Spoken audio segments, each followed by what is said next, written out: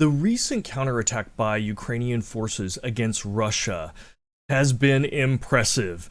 Even Patton would be impressed with the amount of area, over 1,000 square miles gained by Ukrainian forces as part of this counterattack, and it's not over yet.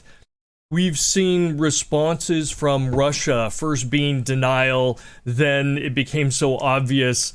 We've seen Putin kind of as a petty response turn around and attack critical infrastructure, power facilities, and so forth, which are primarily targeted at civilians throughout the nation. Still, the attack has been impressive. And we see Russia responding by targeting critical infrastructure. This is really no surprise. This is what we would expect.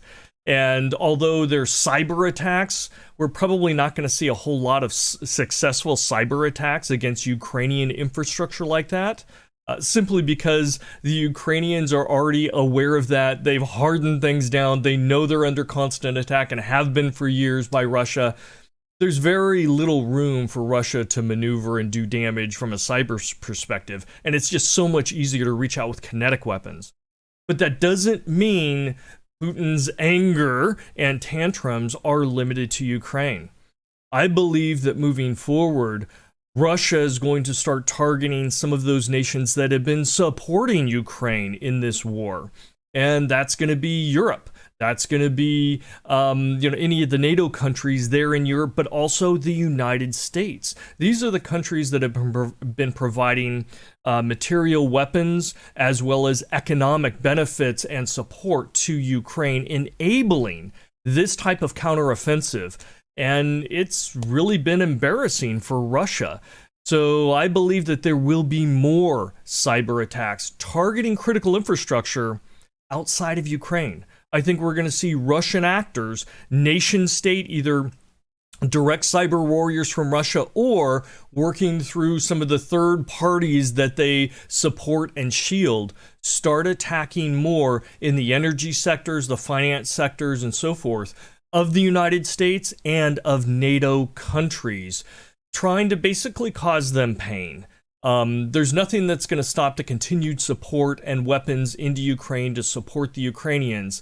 But I believe Putin is kind of petty in this fact, and he's just going to try and cause some pain and discomfort. And he's going to go after critical infrastructure. Now, the U.S. critical infrastructure, as well as the European NATO critical infrastructure and militaries are aware of this. The governments are aware of this. They're going to try and protect that critical infrastructure as much as possible. But Russia does have a capability. Now, that capability has been severely downgraded since the beginning of the Ukraine war, of Russia attacking Ukraine, because many of the groups and the third parties that Russia was using to conduct cyber attacks around the world, there were people there sympathetic, or actual Ukrainians themselves. And many of those people that were sympathetic to Ukraine simply backed out or undermined those groups when they were told to attack Ukraine.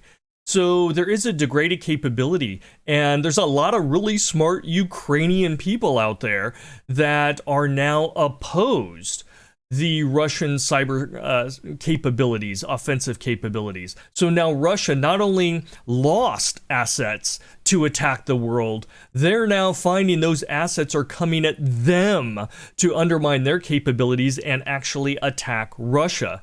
So Russia's had to rebuild over the last several months more of an internally controlled capability to conduct cyber attacks. And they have. It's starting to be more mature. But we'll see how effective it is, because I think they're going to get the orders from their president to start conducting clandestine attacks against critical infrastructure of the United States and other NATO countries. So the cyber war continues. We will see what happens.